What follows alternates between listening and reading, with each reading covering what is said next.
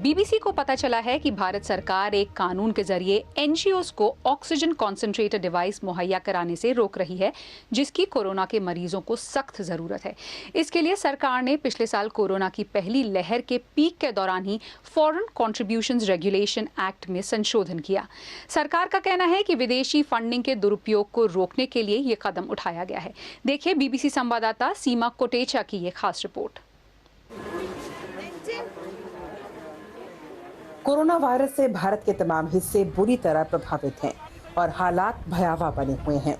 अपनों को खोने की कहानियों का कोई अंत नहीं, लेकिन जो मदद करने की कोशिश कर रहे हैं, सरकारी कानून उनके रास्ते में आ रहे हैं।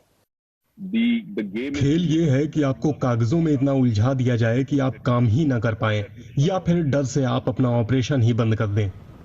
और इसके पीछे है विदेशी सहायता नियम कानून, जिसमें कोरोना की पहली लहर के पीक के दौरान संशोधन कर दिया गया।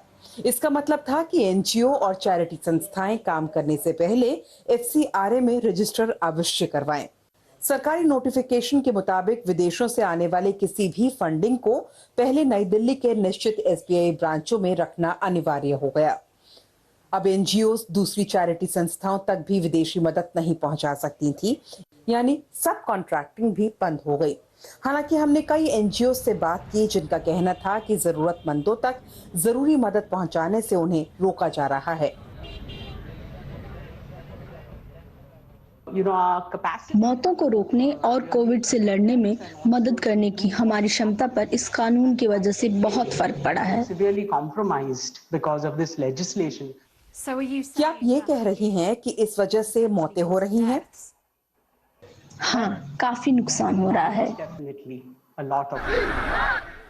नरेंद्र मोदी और उनकी सरकार विदेशी सहायता वाली गतिविधियों पर संदेह करती है।